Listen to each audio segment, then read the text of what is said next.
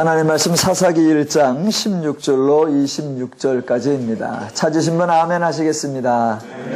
천천히 합독하십니다. 시작.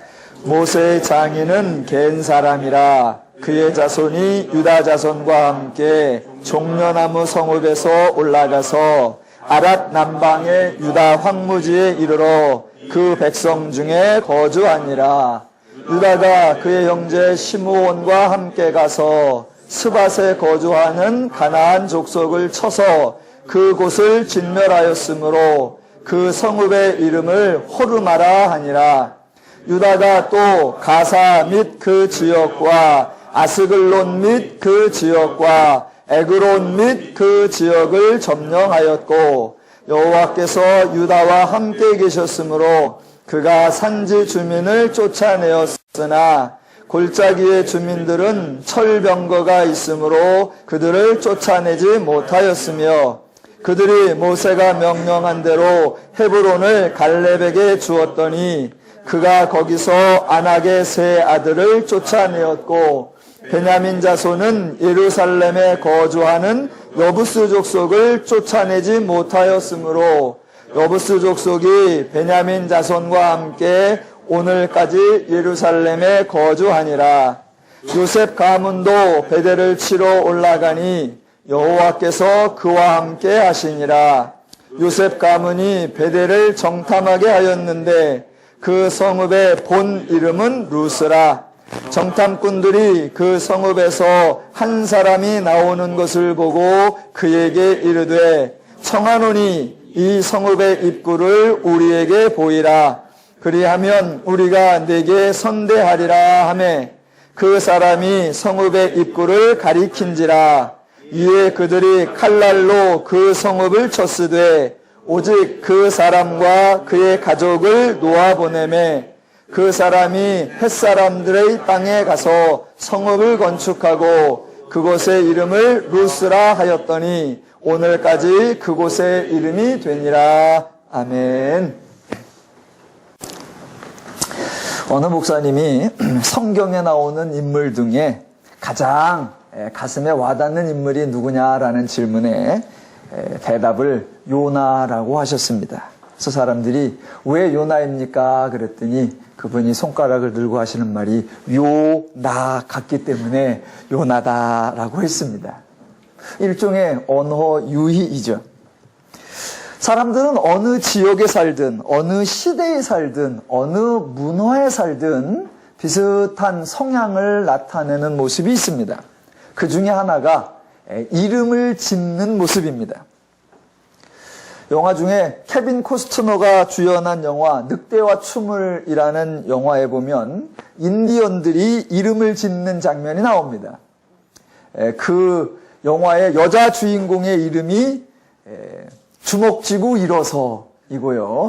남자 주인공의 이름이 늑대와 춤을입니다. 그러니까 인디언이 그 남자를 보는 그 타이밍에 그 남자가 늑대와 이렇게 어울려 노는 것을 보고 그 장면을 그냥 이름으로 불러서 늑대와 춤을이라고 지은 겁니다. 그 장면에서 사람들이 많이 웃었습니다. 어떻게 이름을 저렇게 짓나. 그런데 사실은 대부분의 사람들이 그와 같은 방식으로 짓는 경우가 많습니다. 우리나라 어른들도 집에 자녀들이 많다 보니까 처음에는 신경 써서 짓다가 나중에는 대충 짓습니다. 그래서 얼굴에 점이 있다고 점순이, 마지막으로 나왔다고 말자나 말숙이, 또는 피난 가다가 바위 틈에서 났다고 암태. 제 친구 이름이 김암태가 그랬습니다. 동생은 동태입니다.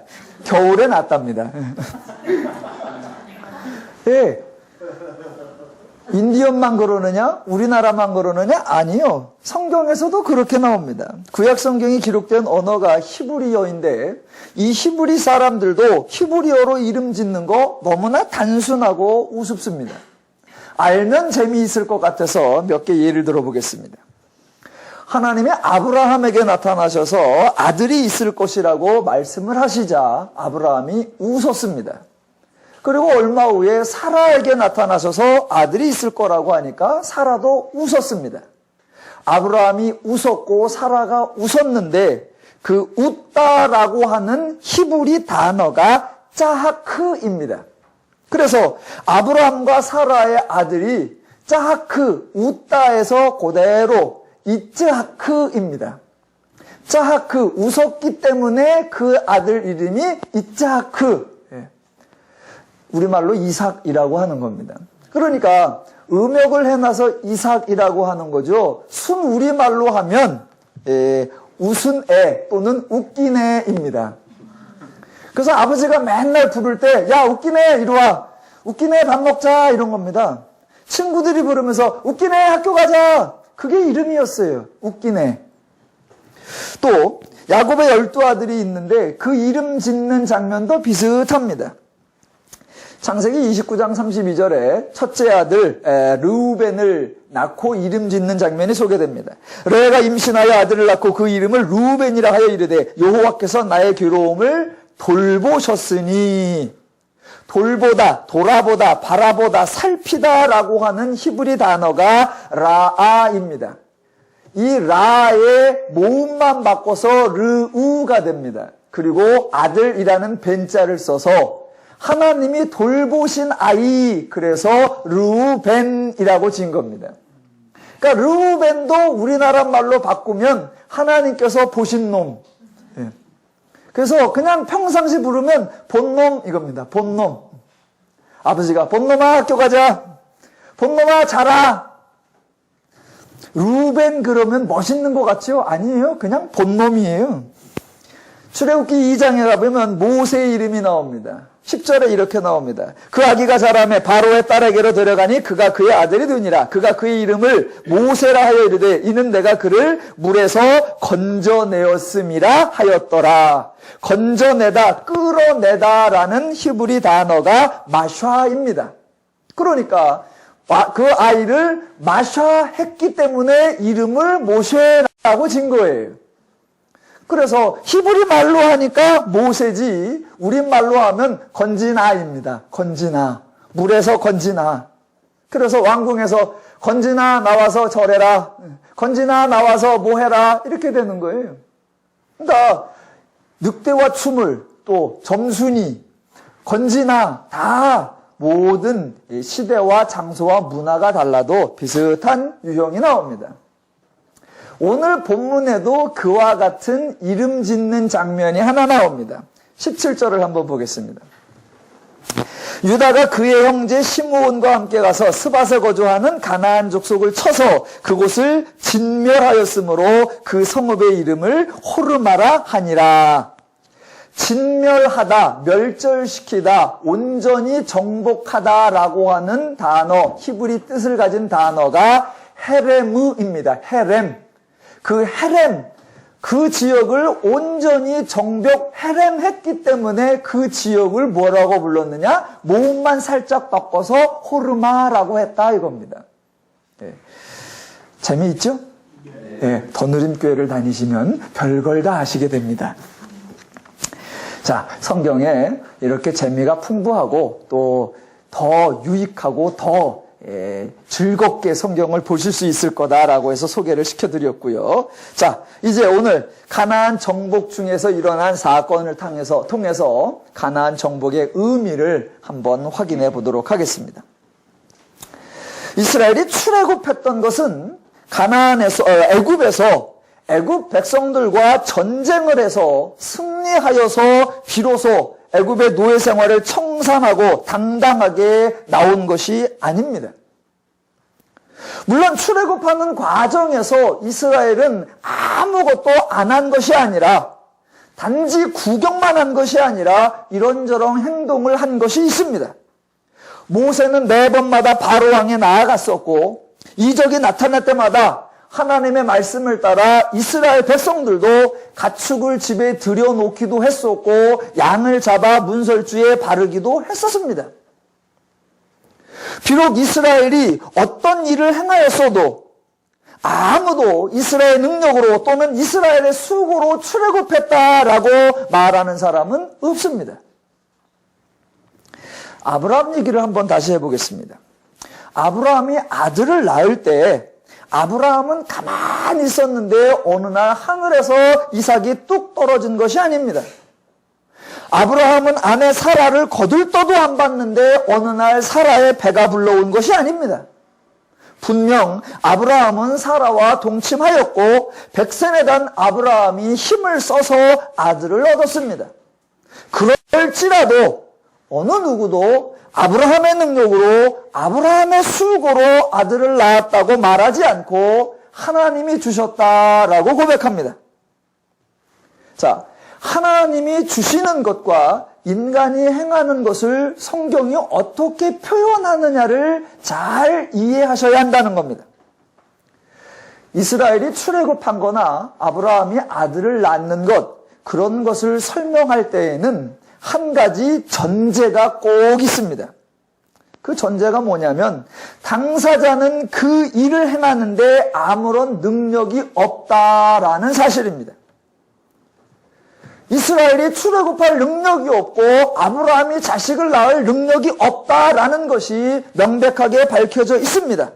그래서 당사자들은 그 일을 감당할 능력이 없기에 일이 진행되는 과정에 그가 어떠한 행동을 아무리 많이 할지라도 그의 행동이 결과를 만들어내었다라고 말할 수 없는 것입니다. 그런데 그게 분명한 건데 그 상황을 말할 때에는 실제하고 다르게 표현한다라는 것입니다. 예를 들어보면 이런 겁니다. 길거리에서 아이가 공을 가지고 놀다가 공을 찾는데 공이 자동차 밑으로 굴러 들어갔습니다. 그 중앙에까지 들어가서 아이가 그 공을 꺼내올 수 없습니다. 아이가 그 차를 밀으면 공이 나오겠지만 그 아이의 힘으로 차를 밀어내고 공을 꺼낼 능력이 없습니다. 지금 분명한 사실, 아이는 차를 밀어낼 힘이 없고 스스로 공을 꺼낼 능력이 없다라는 겁니다. 그 순간 아버지가 나타나서 차를 밀어줍니다.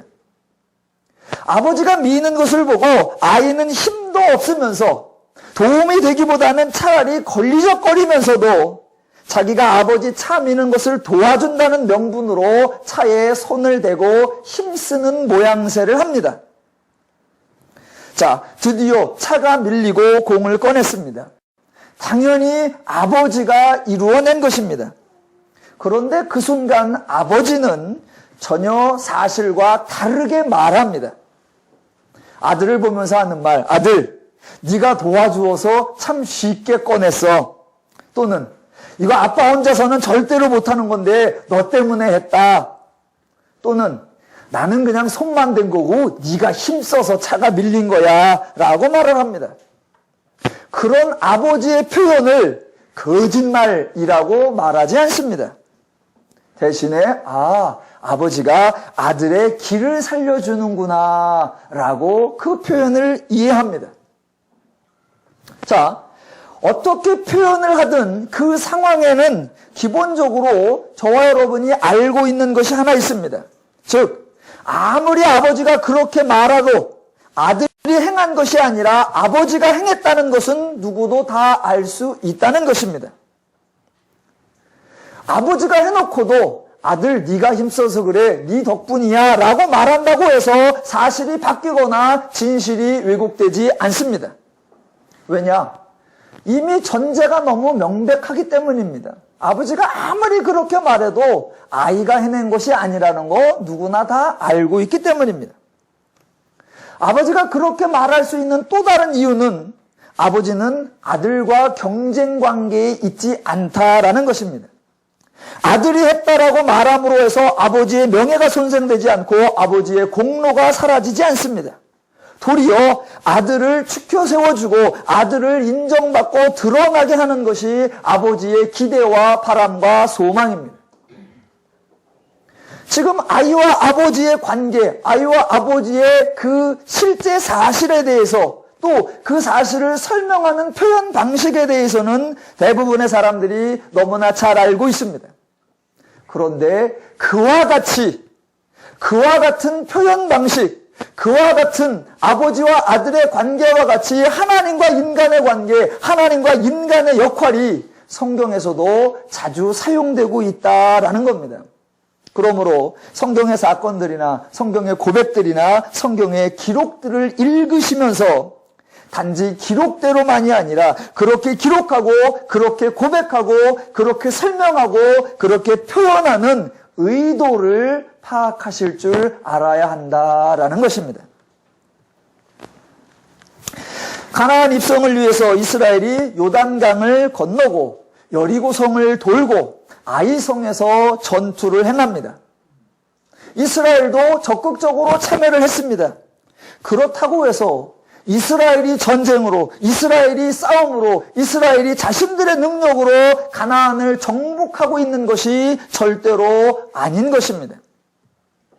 이스라엘이 정탐도 하고, 이스라엘이 작전도 짜고, 무기도 동원하고, 이스라엘이 매복도 하고, 유인도 합니다. 하지만 이스라엘이 무슨 일을 해도, 어떤 일을 해도 정말 극적인 장면이 소개되고 엄청난 내용이 성경에 나올지라도 절대로 오해해서는 안 되는 인식, 정말로 착각해서는 안 되는 생각, 너무나 분명하고 정확하게 기본적으로 가지고 있어야 되는 사실이 뭐냐? 이스라엘이 출애굽할 수 있는 능력이 없었던 것처럼 이스라엘은 스스로 가나안을 정복할 수 있는 능력이 없었다라는 것입니다. 가나안 정복은 온전히 하나님이 이스라엘에게 넘겨주신 역사이라고 성경은 수십 번, 수백 번 말하고 있습니다. 정작 가나안 입성이 시작되기 전 적어도 500년 전에 하나님께서는 아브라함에게 직접 말씀하셨습니다. 가나안 땅을 주겠다고. 또 요셉이 애굽에서 죽을 때에도 그 약속을 기억하며 확인했습니다. 그래서 창세기 50장 24절에 이렇게 나옵니다. 요셉이 그 형제들에게 이르되 나는 죽을 것이나 하나님이 당신들을 돌보시고 이 땅에서 인도하여 내사 아브라함과 이삭과 야곱에게 맹세하신 땅에 이르게 하시리라 하고, 요셉이 또 이스라엘 자손에게 맹세시켜 이르기를 하나님이 당신들을 돌보시리니 당신들은 여기서 내 해골을 메고 올라가겠다 하라 하였더라. 예, 이미 가나안 입성이 시작도 되기 전에 요셉도 그 사실을 알고 있었습니다. 출애굽하기도 전에 이미 가나안 입성도 밝혀졌습니다. 자, 그래서 출애굽 3장 8절, 내가 내려가서 그들을 애굽인의 손에서 건져내고 그들을 그 땅에서 인도하여 아름답고 광대한 땅, 젖과 꿀이 흐르는 땅, 곧 가나안 족속, 히위 족속, 여부스 족속의 지방에 데려가려 하노니입니다. 10번째 이적을 행할 때도 마찬가지입니다. 6월절 절기를 명하실 때에도 이미 가나안의 입성은 예정되어 있었습니다. 출애굽기 13장 4절, 아비볼 이날에 너희가 나왔으니 여호와께서 너를 인도하여 가나안 사람과 헷 사람과 아모리 사람과 히윗 사람과 여부스 사람의 땅 곧 네게 주시려고 네 조상들에게 맹세하신 바 젖과 꿀이 흐르는 땅에 이르게 하시거든 너는 이달에 이 예식을 지켜 이래 동안 무교봉을 먹고 일곱째 날에는 여호와께 절기를 지키라. 또 시내산에서 이스라엘 백성들에게 율법을 주실 때에도 가나안 입성이 약속됩니다. 율법을 주시면서 모세에게 산에서 내려가면 당장에 시행하라 라고 말씀하신 것이 아니라 하나님이 너희를 가나안 땅에 이르게 하거든 그때부터 시행하라 라고 합니다. 23장 20절, 내가 사자를 네 앞서 보내어 길에서 너를 보호하여 너를 내가 예비한 곳에 이르게 하리니 너희는 삼가 그의 목소리를 청종하라입니다. 또 이스라엘이 금송아지를 만들어서 하나님을 배반할 때에도 하나님은 여전히 가나안을 주겠다라고 선언하십니다. 33장 1절, 여호와께서 모세에게 이르되 너는 내가 애굽 땅에서 인도하여 낸 백성과 함께 여기를 떠나서 내가 아브라함과 이삭과 야곱에게 맹세하여 네 자손에게 주기로 한 그 땅으로 올라가라. 내가 사자를 너보다 앞서 보내어 가나안 사람과 아모리 사람과 헷 사람과 브릿 사람과 히윗 사람과 여부스 족속을 쫓아내고 너희를 젖과 꿀이 흐르는 땅에 이르게 하려니와. 또 모세가 모압 땅에서 죽기 직전에 과연 이스라엘이 자기가 없음에도 불구하고 가나안에 들어가 있을까라고 걱정하거나 불안해하거나 염려한 적이 없습니다. 모세는 이스라엘 백성들이 가나안에 들어가는 것 당연한 것으로 알고 있었습니다. 그래서 모압 땅에서 신명기를 말하면서 이렇게 말합니다. 7장 1절. 네 하나님 여호와께서 너를 인도하사 내가 가서 차지할 땅으로 들이시고 네 앞에서 여러 민족 곧 헷 족속과 기르가스 족속과 아모리 족속과 가나안 족속과 브리 족속과 히위 족속과 여부스 족속 곧 너보다 힘이 센 7 족속을 쫓아내실 때에 또 가나안 입성의 당사자였던 여호수아가 가나안에 첫 발을 들이기도 전에 이미 하나님은 여호수아에게도 약속해 주셨습니다. 여호수아 1장 1절 이하. 여호와의 종 모세가 죽은 후에 여호와께서 모세의 수종자 눈의 아들 여호수아에게 말씀하여 이르시되 내 종 모세가 죽었으니 이제 너는 이 모든 백성과 더불어 일어나 이 요단을 건너 내가 그들 곧 이스라엘 자손에게 주는 그 땅으로 가라. 내가 모세에게 말한 바와 같이 너희 발바닥으로 밟는 것은 모두 내가 너희에게 주었노니 곧 광야와 이 레바논에서부터 큰 강 곧 유브라데 강까지 해쪽 속의 온 땅과 해지는 쪽 대해까지 너희의 영토가 되리라. 더 나아가 6절 강하고 담대하라. 너는 내가 그들의 조상에게 맹세하여 그들에게 주리라 한 땅을 이 백성에게 차지하게 하리라 라고 말씀하십니다. 가나안 정복은 이스라엘이 전쟁을 통해서 뺏는 것이 아니라 하나님이 주신다는 것을 정확히 알고 계셔야 합니다. 이스라엘이 전쟁에서 어떤 역할을 해도 어떤 수고를 해도 어떤 싸움을 해도 어떤 헌신을 해도 가나안 정복은 이스라엘의 공로가 아니라 이스라엘의 수고의 결과가 아니라 하나님의 약속의 성취인 것입니다. 하나님이 미리 말씀하셨고 결국 하나님이 이루어내셨다라는 사실을 기본적으로 가지고 계셔야 오늘 사사기를 이해하는데 여러분이 혼동되지 않습니다. 자, 하나님께서는 가나안 땅을 이스라엘에게 주시면서 한 가지 권면을 하십니다. 약속과 동시에 권면하시는 겁니다. 출애굽기 33장에 이렇게 나옵니다.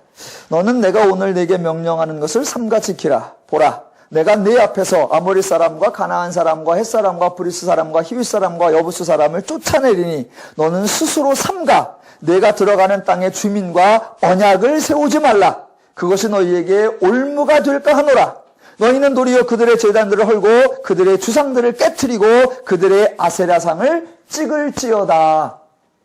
15절 너는 삼가 그 땅의 주민과 언약을 세우지 말지니 이는 그들의 모든 신을 음란하게 섬기며 그들의 신들에게 제물을 드리고 너를 청하면 내가 그 제물을 먹을까 함이며 또 내가 그들의 딸들을 내 아들들의 아내로 삼음으로 그들의 딸들이 그들의 신들을 음란하게 섬기며 내 아들에게 그들의 신들을 음란하게 섬기게 할까 함이니라.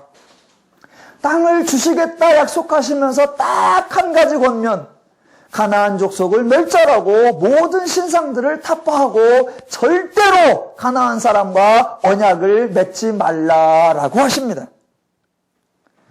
신명기 7장에서 한 번 더 반복됩니다.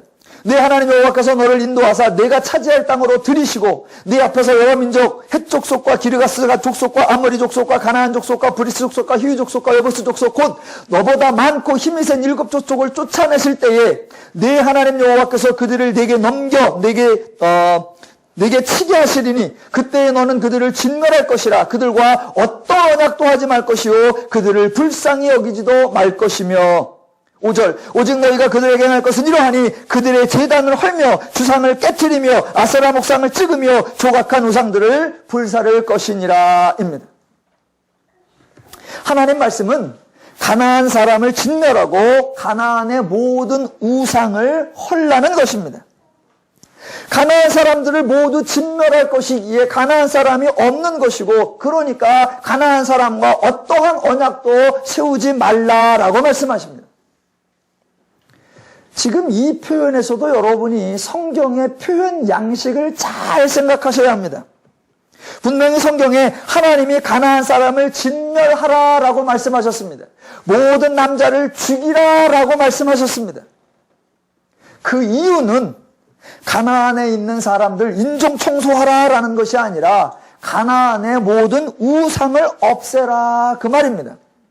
가나안의 우상, 가나안의 종교는 결국 가나안 사람들이 만들어내는 것이기에 그 가나안 사람들이 남아있는 이상 가나안의 우상과 종교는 계속하여 존재할 것이기에 가나안의 우상을 척결하라라는 말을 가나안 족속을 멸절하라 라고 표현한다 그 말입니다. 종종 성경을 비난하고 하나님을 싫어하는 사람들이 성경을 가지고 딴지를 거는 게 바로 이 가나안 진멸입니다. 하나님이 자비의 하나님이라며 인류의 하나님이라며 사랑의 하나님이라며 가나안을 진멸하라고 하는 게 말이 되느냐라고 따집니다. 예, 표현상으로는 분명히 가나안 진멸입니다. 하지만 내용상으로는 가나안 종교의 진멸이요, 더 실질적으로 보면 죄의 멸절을 의미하는 것입니다. 그 부분에 대해서는 차후 성경 공부를 통해서 제가 자세히 설명을 해드리도록 하겠습니다. 자, 하나님께서 분명하게 가나안 지역을 이스라엘에게 주시겠다고 말씀하셨고, 이스라엘은 가나안 사람을 진멸하라고 말씀하셨습니다. 그렇다면 이스라엘 백성들은 어떻게 행동했을까요? 이스라엘 백성들이 만약 하나님 말씀과 다르게 행동했다면 왜 다르게 행동했을까요? 성경의 사건들을 하나님의 약속하신 말씀과 하나님이 의도하신 관점에서 판단하셔야 합니다. 오늘 본문에 나오는 사건을 하나님의 관점으로 살펴보면서 이스라엘 백성들이 무엇을 잘못했고 왜 그렇게 했는가를 점검하면서 오늘 우리의 신앙들을 비교해 보도록 하겠습니다. 자, 오늘 22절부터 보면 요셉 가문이 베델을 치러 올라가면서 베델성을 정탐하는 사건이 나옵니다. 그런데 이 정탐하는 사건은 오늘 사사기 말고도 여호수아 2장에서도 나오는 기사입니다. 여러분이 여리고성 정탐 기사는 잘 알고 계시기 때문에 우선 여호수아서 2장에 나오는 여리고성 정탐 사건을 먼저 설명을 하고 오늘 본문과 비교해 보겠습니다. 자, 여리고성을 눈앞에 두고 정탐꾼들이 여리고성을 정탐하러 들어가서 라합이라고 하는 기생의 집에 들어가 유숙했는데, 정보가 새 나가서 어떤 사람이 여리고 왕에게 보고를 합니다. 그러자 여리고 왕이 라합의 집에 와서 정탐꾼을 끌어내라고 추궁을 합니다. 그때 라합이 하는 말, 과연 그 사람들이 내게 왔었으나 그들이 어디에서 왔는지 나는 알지 못하였고 그 사람들이 어두워 성문을 닫을 때쯤 되어 나갔으니 어디로 갔는지 내가 알지 못하나 급히 따라가라, 그리하면 그들을 따라잡으리라 라고 말합니다. 거짓말을 한 것입니다. 물론 라합이 거짓말을 한 것 이유가 있습니다. 여리고에 살던 기생 라합은 그동안 광야에서 있었던 일들에 대한 소문을 들었습니다. 애굽에서 나온 이스라엘 백성들이 하나님이 그들을 어떻게 끄집어내었고 하나님이 그들을 어떻게 홍해를 건너게 했으며 어떻게 광야에서 전쟁에서 이기게 하셨는지 그 소리를 다 들었습니다.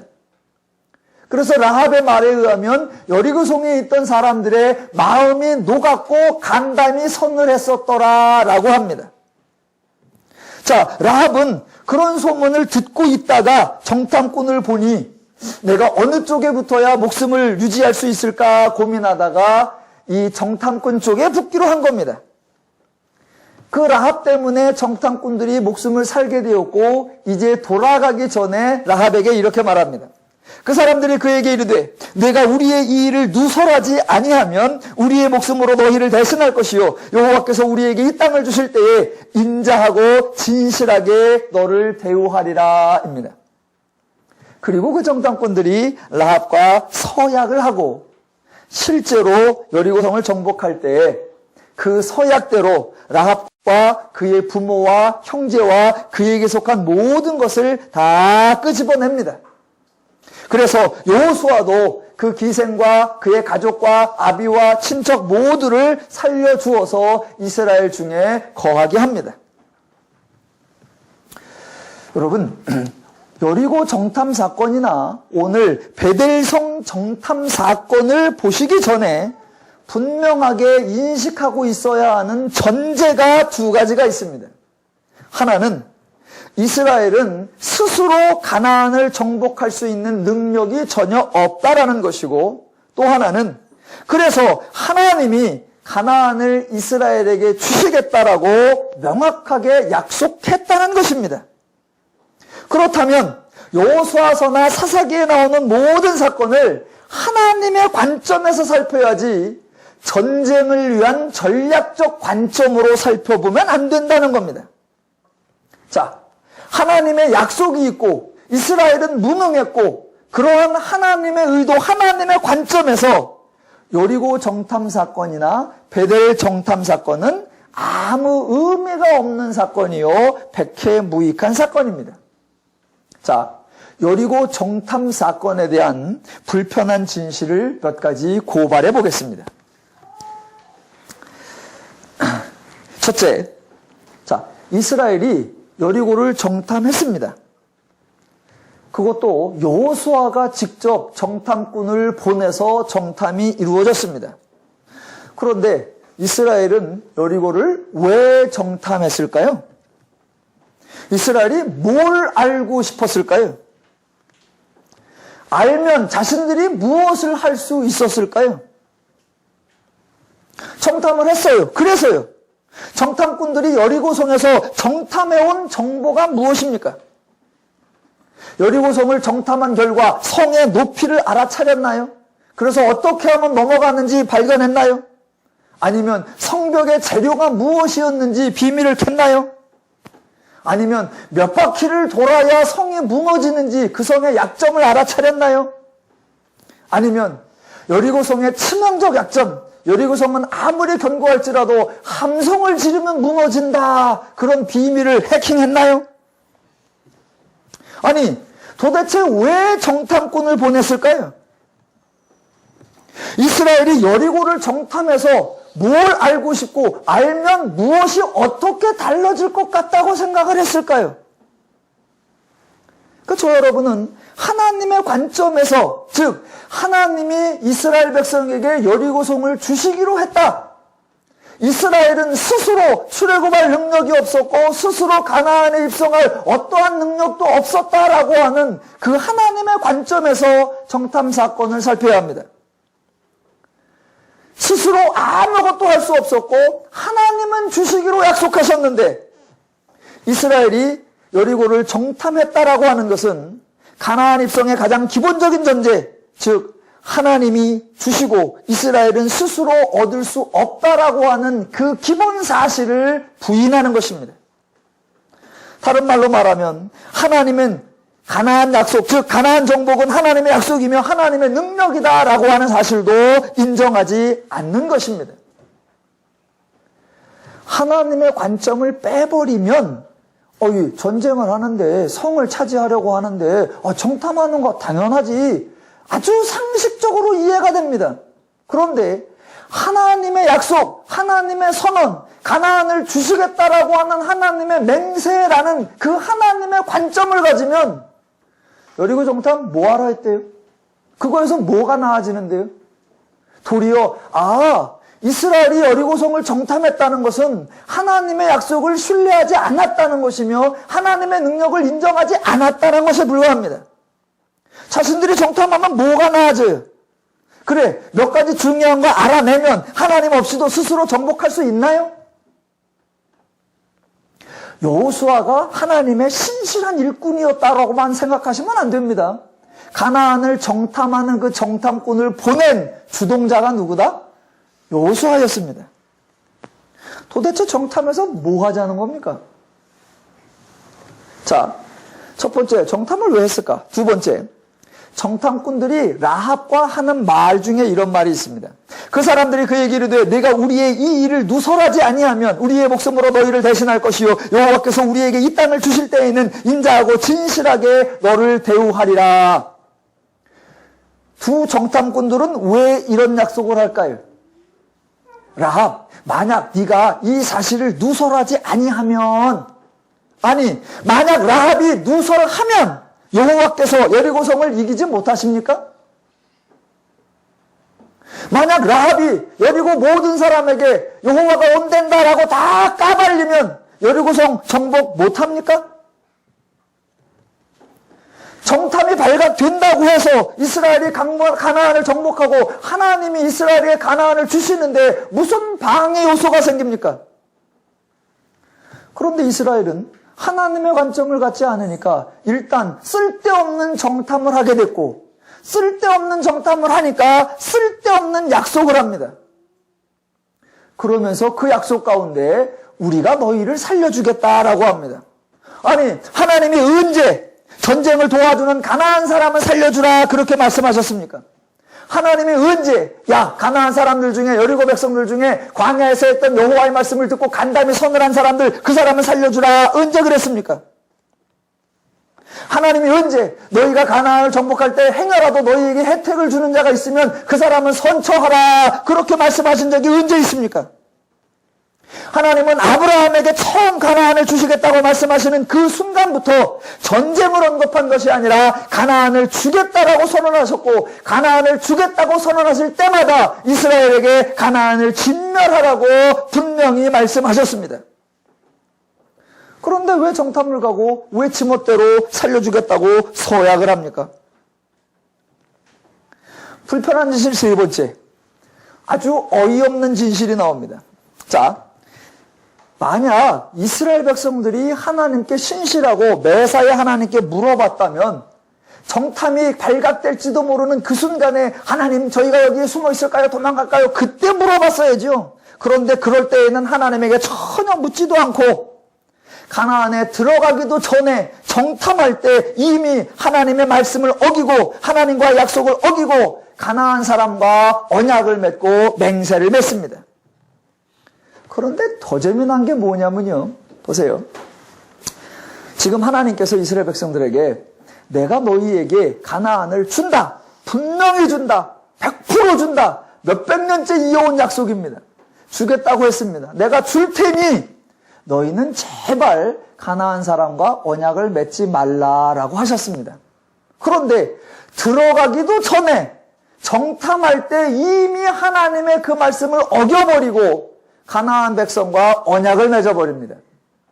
그런데 정말 어이없는 게 뭐냐면 나중에 이 정탐꾼들이 라합과 그의 가족을 살려냅니다. 여호수아와 함께 다 같이 그들을 살려내요. 그러면서 하는 말, 이 사람들과 약속한 것이니까 지켜야 한다라고 합니다. 하나님이 이스라엘에게 약속하신 것, 자기들과 하나님과 지켜야 할 그 약속은 가나안을 들어가기도 전에 벌써 깨놓고 그 하나님과의 약속은 진즉에 깨놓고 한다는 말이 우리가 라합하고 한 약속은 꼭 지켜야 된다라고 말하고 있단 말입니다. 둘 중에 만약 지켜야 되면 누구 걸 지켜야 됩니까? 하나님과의 약속을 지켜야 된단 말입니다. 그런데 하나님과의 약속은 과감하게 다 무시해놓고 우리가 라합의 가족들과 약속했으니 이거 지켜야 돼 라고 한단 말입니다. 참 웃기는 현상입니다. 이런 현상을 신약에서 복음서에서는 예수님이 뭐라고 했냐면 이렇게 말씀하시는 겁니다. 너희들은 참 어리석도다. 야, 하나님과 맹세를 한 것 또는 여호와의 성전과 맹세를 한 거는 안 지키고 성전 위에 있는 재물을 두고 맹세한 거는 지켜야 된다고 목숨을 거는구나. 에라이 웃기는 놈들아 라고 말씀하신 겁니다. 자, 하나 더 보겠습니다. 결국 이스라엘은 하나님이 가나안을 진멸하라는 약속을 어기고 이스라엘이 가나안과 서약을 하고 라합을 살려줍니다. 자, 라합이 여리고성을 정복하는데 무슨 공로를 했습니까? 라합이 이스라엘 백성들이 여리고성을 차지하는 데에 수고한 게 뭐 있습니까? 어떤 전략을 세워주기를 합니까? 무기를 제공해 줍니까? 아니면 여리고성의 약점을 알려줍니까? 라합이 여리고성을 정복하는데 아무것도 해준 게 없습니다. 정작 이스라엘로 하여금 여리고성을 정복하게 하신 분 하나님이십니다. 그런데 여리고성을 정복한 후에 이스라엘은 하나님에 대하여는 어떠한 행동도 하지 않습니다. 반면에 전쟁 와중에도 기생 라합은 찾아내서 그의 가족은 꼭 살려줍니다. 아니 도대체 여리고성 정복에 누가 애를 쓰신 겁니까? 누가 수고하신 겁니까? 이스라엘은 누구를 기억해야 합니까?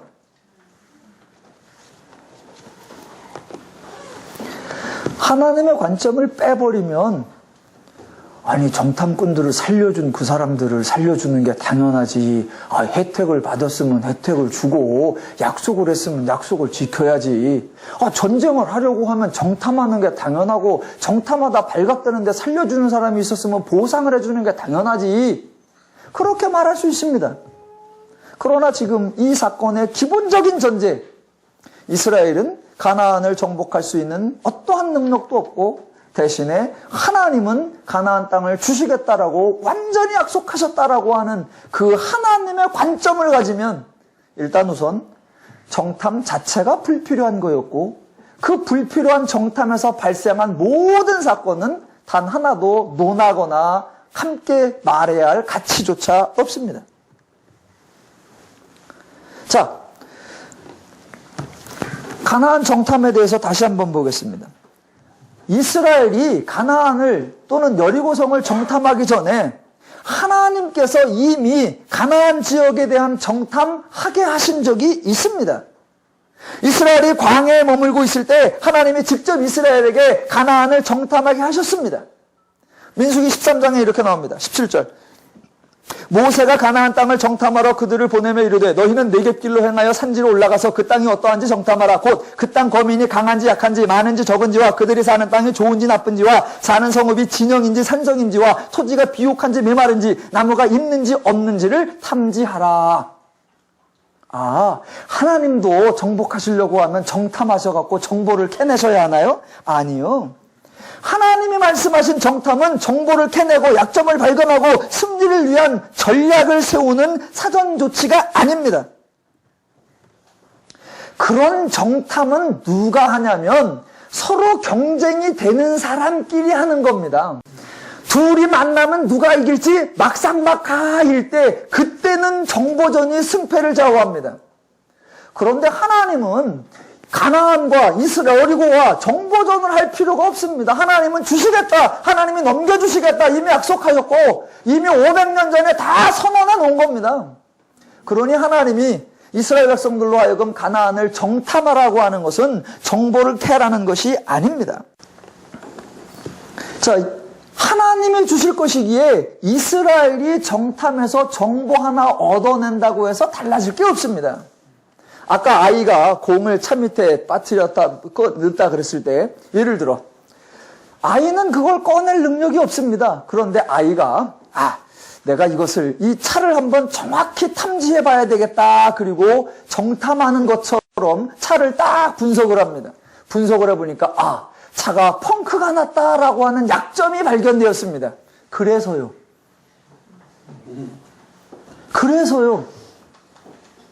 아이가 자동차를 정탐했어요. 아이가 자동차에 대해 세세하게 탐지했습니다. 약점이 발견됐어요. 그래서요. 그래서 그 아이가 그 자동차를 밀어낼 수 있나요? 아니요. 어떠한 약점이 발견되어도 어떠한 전략을 세워도 이미 그 아이는 그 차를 밀 수 없다라고 하는 전제가 깔려있기에 소용없습니다. 그러니까 이스라엘이 정탐하는 것과 하나님이 정탐하는 것은 전혀 차원이 다릅니다. 하나님이 이스라엘 백성으로 하여금 정탐을 보낸 것은 도리어 이스라엘아, 너희가 들어가서 거주할 지역이다. 기대를 가지고 구경해보고 관람해보고 경험해보라 라고 하는 것입니다.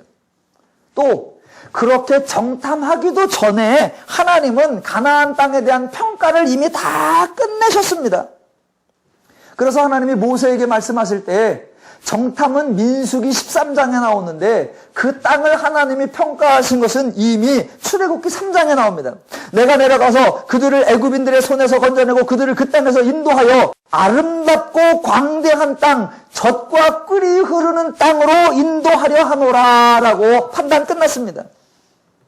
또 가나안에 들어가기 전에 모압 땅에서 신명기에서 11장에 또 이렇게 나옵니다. 내가 들어가 차지하려 하는 땅은 내가 나온 애굽 땅과 같지 아니하니 거기서는 너희가 파종한 후에 발로 물대기를 채소밭에 댐과 같이 아니하였거니와 너희가 건너가서 차지할 땅은 산과 골짜기가 있어서 하늘에서 내리는 비를 흡수하는 땅이요 네 하나님 여호와께서 돌아보시는 땅이라. 연초부터 연말까지 네 하나님 여호와의 눈이 항상 그 위에 있느니라. 그 땅의 강조점이 뭡니까? 하나님이 돌아보시는 땅이다. 하나님이 책임지시는 땅이다. 하나님이 공급하시는 땅이다. 그 말입니다. 자, 그 하나님을 빼버리면 가나안을 100번 정탐하면 뭐하고, 그 하나님의 돌보심을 빼버리면 그 하나님을 10,000번, 그 가나안을 10,000번, 약점을 수천 가지를 찾아낸들 무슨 의미가 있습니까? 근데 여리고를 정탐한 사람들, 정탐하니까 이길만 했나 보죠?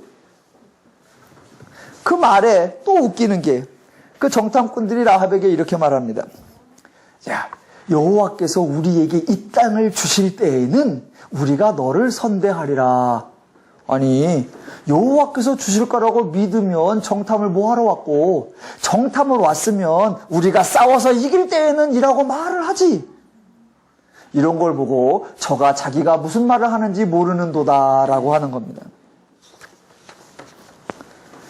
오늘 핵심은 뭐로 가려고 하냐면, 지금 22절 이하에 나오는 요셉의 베델 성 정탐하고 거기서 사람들을 살려준 사건, 이 사건을 어떻게 이해해야 되느냐라는 겁니다.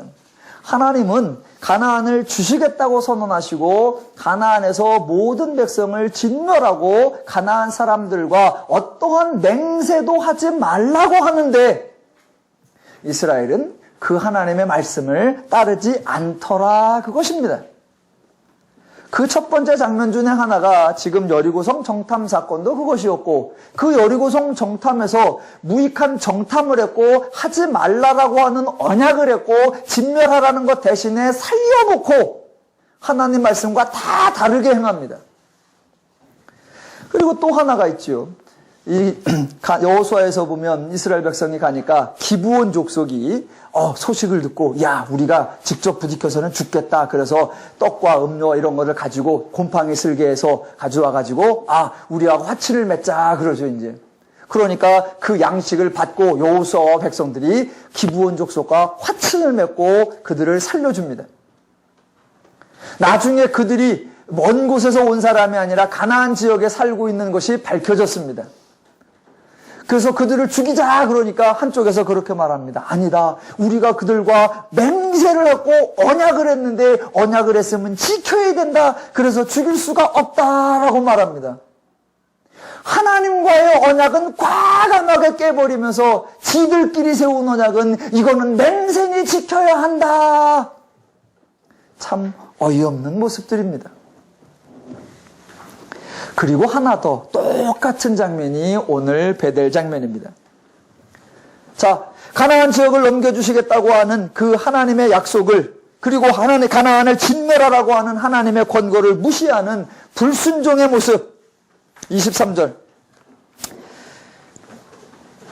여러분이 이제 성경의 표현 양식이 참 성경이 하나님께서 조크가 많으시구나, 이런 것도 하나 보셔야 돼요. 왜 그러냐면, 자, 일단 22절을 딱 터트려 놓는단 말입니다. 요셉 가문도 베델을 치러 올라가니 여호와께서 그와 함께 하시니라. 그러면 그 다음에 뭐가 나와야 돼요? 정복 끝. 이래야죠. 왜? 여호와께서 주시겠다고 하셨는데 그 여호와가 뭐 하시더라? 함께 하시더라. 그러면 23장에 하나님께서 주심에 요셉 족속이 그 성을 차지하니라. 끝. 그래야 된단 말입니다. 그런데 여호와가 함께 하시는데 이스라엘 백성들은 하나님은 어디 계시죠? 하나님은 뭐 하시죠? 전혀 하나님 없는 사람들처럼 행동한다, 그 말입니다. 그래서 23절, 요셉 가문이 베델을 정탐하게 하였는데, 여러분에게 여쭤보겠습니다. 정탐 왜 해요? 요셉 족속이, 요셉 가족이 베델샘 둘러보고 정탐을 보냅니다. 해서 뭐 하게요? 하면 뭐 나아요? 24절, 정탐꾼들이 그 성읍에서 한 사람이 나오는 것을 보고 그에게 청하노니 이 성읍의 입구를 우리에게 보이라. 그리하면 우리가 네게 선대하리라. 왜 이런 말을 하죠? 여러분, 지금 성경이 이 표현을 써놓고 사사기 21장 전체를 끌고 가려고 하는데 1장에 왜 이런 얘기를 써놨는가? 제가 지금 6번을 사사기를 해오는데 이스라엘 백성들의 행동에 대하여 단 한 번도 긍정적으로 말한 적이 없습니다. 모든 게 다 나쁜 놈이라 그랬어요. 이스라엘 백성들이 물어본 거 누가 올라가리까? 그거 불신앙이다. 그 다음에 지난주 누구예요? 갈렙이 한 거 그거 똥뚱한 짓이다. 제가 모든 걸 그랬습니다. 왜 그러느냐? 지금 성경이 이 기록을 왜 남겨놨느냐? 앞으로 사사기 21장 전체를 이해하기 위하여 그 사사기의 기본이 어떻게 됐느냐를 보여주는 거예요. 지금 보세요. 요셉 가문이 베델성을 정탐한다고 합니다. 그러면 그들이 가지고 있는 사고방식, 그들이 가지고 있는 생각이 뭐냐라는 겁니다. 자, 이스라엘은 지금 베델성을 정탐하는 것은 자신들이 베델성을 정복할 능력이 있다고 생각하는 겁니까? 없다고 생각하는 겁니까? 있다고 생각하는 겁니다. 만약 그렇게 생각하는 사람들이 정탐하여서 정탐의 결과에 근거해서 전쟁을 해서 승리한다면 그 승리가 하나님의 승리라고 인정하겠습니까? 자기들의 승리라고 생각하겠습니까? 당연히 자기들의 승리라고 생각할 것입니다. 25절. 그 사람이 성읍의 입구를 가리킨지라 이에 그들이 칼날로 그 성읍을 쳤으되 오직 그 사람과 그의 가족을 놓아 보내매. 왜 그들을 놓아줄까요? 누구 때문에 이겼다? 자기들 때문에. 그런데 그 자기들은 어떻게 해서 이겼다? 그 사람이 도와줬기 때문에. 그러면 그 사람을 죽여야 된다? 살려야 된다? 살려주어야 된다. 하나님의 약속은 중요하다? 안 중요하다? 그건 쓸데없다. 하나님이 뭐 해준 게 있어? 지금 우리가 정탐을 갔고 정탐을 간 도중에 그 성에서 나오는 사람을 만났고 그 사람에게서 성읍의 입구를 찾아내어서 그 전략대로 가서 정복을 했으니 하나님이 한 게 아니라 우리가 지혜를 쓴 거고 우리가 능력을 발휘한 거고 우리가 싸움을 한 거고 그 사람이 선하게 했으니 그 사람도 살려주고 우리가 함께 살아야 한다라는 결론에 도달합니다. 그러면 하나님의 약속은 어디가 있고 하나님이 도와줬다는 건 어디가 있고 하나님의 은혜는 어디가 있고 하나님이 약속하지 말라 서약하지 말라라고 하는 권면은 어디가 있고 지금 이러한 사건들은 이스라엘이 전쟁에 임할 때 얼마나 신중하게 임했는가, 이스라엘이 전쟁에서 얼마나 섬세하게 행동했는가 그런 걸 의미하지 않습니다. 자, 처음에 했던 얘기가 그겁니다. 하나님이 약속하신 부분과 인간이 행동하는 부분을 어떻게 이해하느냐 그 말입니다. 하나님이 약속하셨습니다. 이스라엘 아무것도 안 한 게 아니에요. 했어요. 그렇다고 이스라엘의 수고, 이스라엘의 공로냐? 아니에요. 그렇다면 아예 그런 얘기 싹 빼놓지. 그냥 하나님이 알아서 싹 정복해놓고 그랬더니 이스라엘의 빈 땅에 탁 들어갔다. 그러면 이스라엘이 흔적도 어떤 것도 자랑할 수 없잖아요. 근데 성경은 그렇게 표현을 안 해놨단 말입니다. 하나님이 주셨다고 하는데 이스라엘이 올라가니라, 이스라엘이 싸우니라, 이스라엘이 힘쓰니라, 이스라엘이 애쓰니라 이러고 나온단 말입니다. 그런 표현이 있을 때 저와 여러분이 그런 표현에 속으면 안 된다 그 말입니다. 기본적으로 하나를 깔고 있어야 하는 거, 이스라엘은 스스로의 능력이 없었고 하나님이 주신다고 약속하셨었다. 그러면 성경에 왜 그렇게 써놨을까? 아까 그 아이와 아버지와의 관계에 있어서 아버지가 차를 밀어줘 놓고 거기에 손대고 있는 아이의 그 모습을 보면서 너 때문에 귀찮아, 일이 안 되잖아, 야 임마 너 밀릴까봐 내가 힘을 못 쓰잖아. 아버지는 그렇게 말하는 게 아니라 야 나는 손만 댔는데 네가 밀어서 됐어. 아유 우리 아들 벌써 다 컸네. 네가 힘이 이렇게 세네 라고 말을 해주는 거란 말입니다. 왜? 그게 아버지가 아들을 키워주는 거고 높여주는 거고 견고하게 해주는 거예요. 그와 마찬가지로 하나님께서 모든 것 하나님이 하셔놓고도 이스라엘의 그 행동 하나하나들을 하나님께서 마치 이스라엘이 애쓴 것처럼 그렇게 표현해 준단 말입니다. 그렇다면 저 여러분은 오늘 이런 본문 속에서 또 반대로 찾아내야 되는 겁니다. 아, 이스라엘이 신중한 것처럼 보이는데 이거는 도리어 이스라엘이 불신앙이고 이스라엘의 어리석음이구나 라는 것을 알아차려야 한단 말입니다.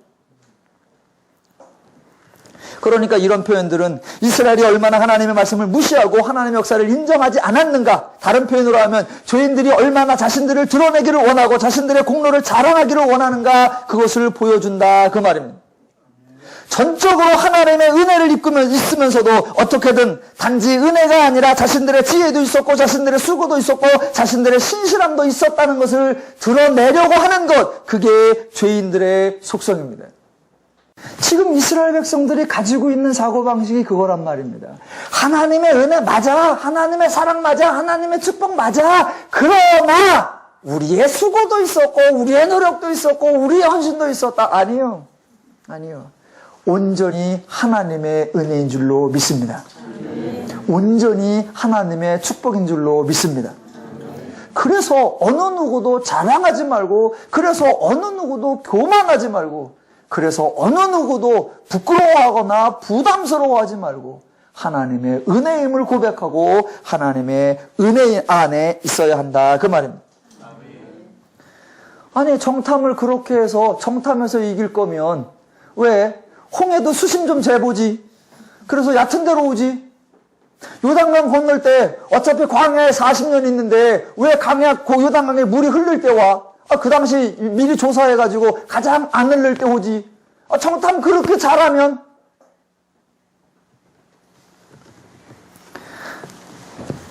그래서 오늘 결론이 어떻게 가느냐. 자, 하나님이 가나안을 주시겠다고 약속하셨다는 사실을 알지 못하면 본문은 매우 자연스럽게 이해될 수 있습니다. 그러나 하나님이 가나안을 주시겠다라고 약속하신 사실을 알고 있다면 이스라엘의 불신앙이 명백하게 드러내는 본문입니다. 하나님은 가나안 사람을 진멸하라고 했습니다. 가나안 사람이 남아있으면 장차 이스라엘이 가나안의 종교에, 가나안의 타락에, 가나안의 부패에 사로잡히고 결국 이스라엘이 패망할 것을 아시기에 경고하신 것입니다.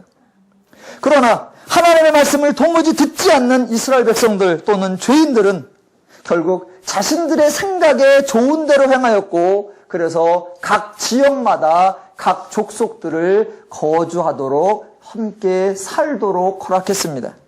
오늘 본문에 그게 여러 군데 나옵니다. 16절, 1장 16절 보시죠.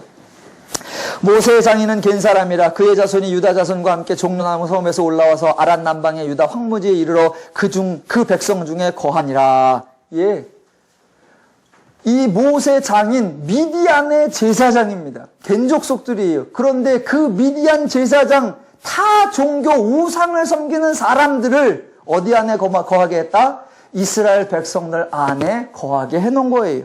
또 18절. 유다가 또 가사 및 그 지역과 아스글론 및 그 지역과 에그론 및 그 지역을 점령하였고 여호와께서 유다와 함께 계셨으므로 그가 산지 거민을 쫓아내었으나 골짜기 주민들은 철병거가 있으므로 그들을 쫓아내지 못하였으며, 그래서 결국은 어떻게 되었느냐? 골짜기 주민들도 이스라엘 지역 내에 거주하고 있다라는 것입니다. 즉 하나님이 권고하신 것과는 다르게 우상을 섬기는 사람들이 이스라엘 백성들과 함께 거주하고 있다는 겁니다. 21절. 베냐민 자손은 예루살렘에 거주하는 여부스 족속을 쫓아내지 못하였으므로 여부스 족속이 베냐민 자손과 함께 오늘까지 예루살렘에 거하니라. 26절. 그 사람이 햇사람의 땅에 가서 성읍을 건축하고 그곳의 이름을 루스라 하였더니 오늘까지 그곳의 이름이 되니라. 예, 베델성에서도 그 성을 이기도록 도와줬다고 생각하는 그 사람과 그 아비와 그 가족을 다 남겨주었습니다. 그러니까 이스라엘 지역, 가나안에 들어가서 이스라엘이 정복한 여러 지역 내에 여러 가나안 족속들을 여전히 살도록 거주하도록 이스라엘이 살려놓은 겁니다.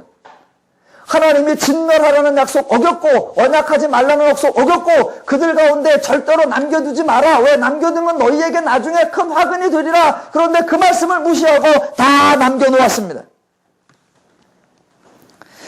자, 이스라엘은 하나님 말씀대로 행하지 않고 나름의 기준에 따라 자신들의 생각에 따라 이스라엘 지역 내에 여리고성에서 나온 사람 거주하게 했고 기브온 사람들과 화친한 사람들 거주하게 했고 겐 사람들 거주하게 했고 골짜기 주민들 거주하게 했고 베델 전투에서 도움을 사람들 다 거주하게 했습니다.